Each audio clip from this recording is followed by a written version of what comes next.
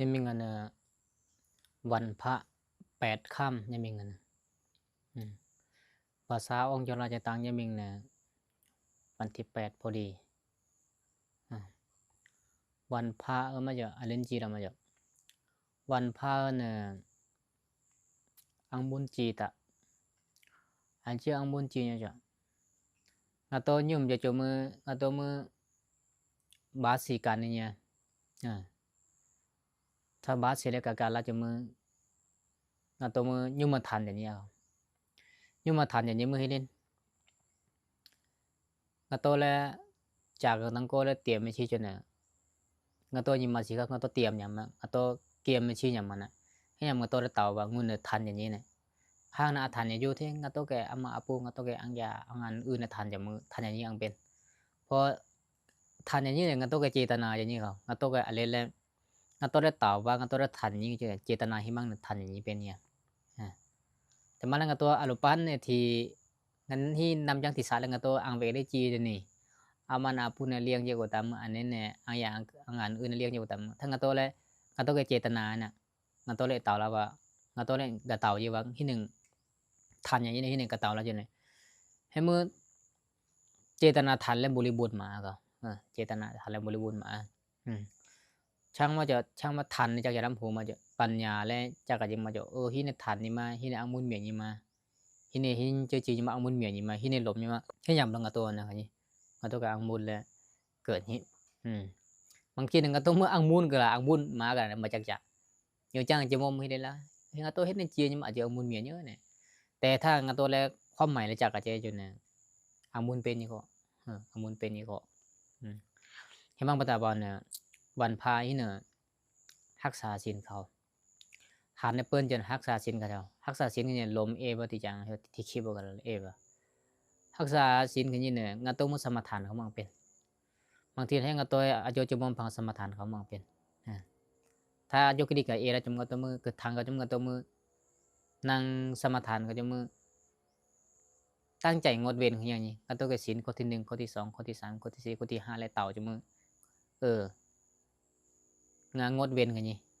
งานจีราให้อยู่ดังพิจารณาจีราที่นี่มาเสียเจตนาให้มันแล้วเกิดก็จมมือศีลแล้วเกิดเนี่ยหรือว่างานตัวเออยู่นี่งานตัวอังเวกยังอยู่ในอ่างแล้วกังอ่างและลมจะได้อังหนาเขาองค์กึ่งมาจะได้ลมบนนี้งาตัวได้ตบโตค่ะงาตัวได้อดทนอดการกันนี้งาตัวอังจังมาจะว่าเห็นในตบเลยยังเหม็นยีเนี่ยเห็นในงดเว้นขยำเมียเห็นในอดขยำเมียศีลและเกิดอะไรอย่างเขาจนวันพาฮีดินวันพาที่เหนื่อยฐานมือจีบ้ารักษาศีลมือจีบ้าจนนั่งสมาธิเขาเจียนนั่งสมาธิเขาเจริญเมตตาเขานิ่งจนนั่งตัวน่ะเพเมตตาเขาลูกนางตัวนั้นเพเมตตาเขาลูกขอให้ข้าพเจ้ามีความสุขให้ในเต่าจนนางตัวให้ในเต่านี่ว่างานนะความสุขจะไปแล้วงานนะความสุขนางตัวในเต่านางตัวในเต่าจะบางงานมีความสุขจะไปแล้ว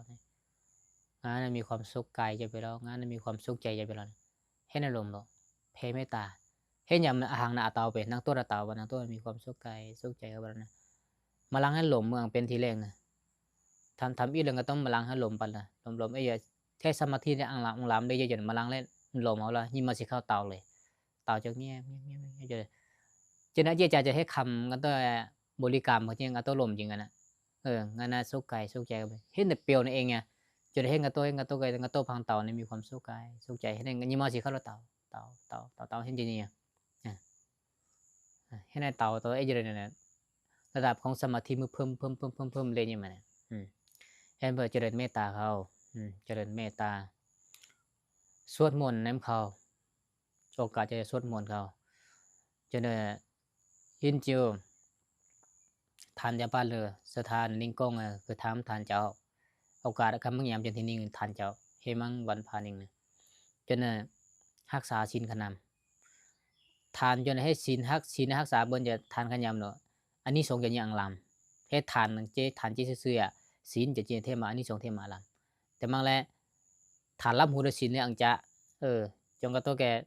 ฐานมุ่งบริสุทธิ์ก็เช่นเนี่ยอังลามเมียนี้บุญอังลามเมียนี้จะให้กระตัวภาวนาเนี่ยนะกระตัวแก นั่งสมาธิเนี่ยอังบุญนี่เฮ็ดทางใจเมียนี่ทานเอาละวันทานละมื้อรักษาศีลเอาวันรักษาศีลกับมื้อเฮ็ดนั่งสมาธิกับมารู้เช่นว่ามียาเอามูลบุญเฮ็ดนั่งสมาธิกับมันอังบุญของลาเมียนี่ถ้าจีโนเยจนและนั่งสมาธิก็จะมื้อ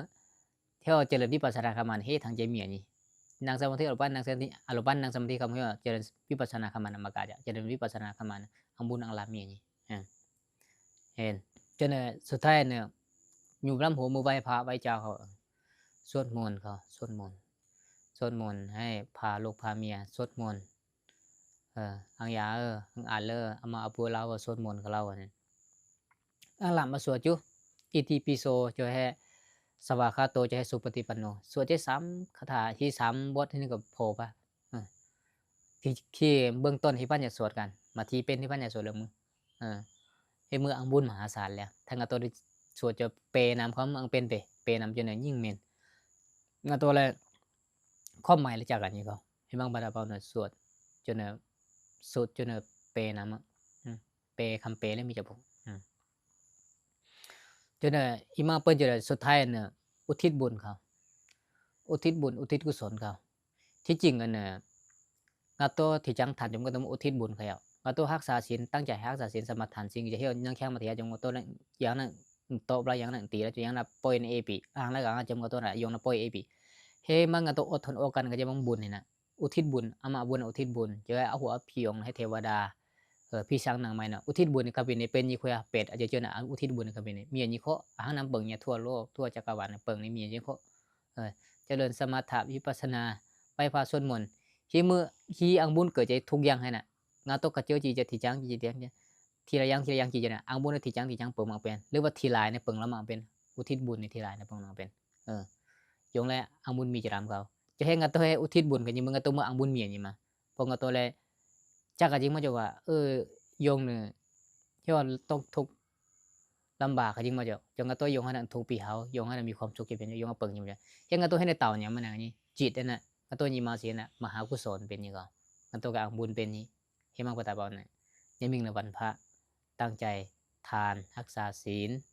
เจริญสมาธิวิปัสสนาแล้วก็สวดมนต์ไหว้พระและสุดท้ายก็อุทิศบุญ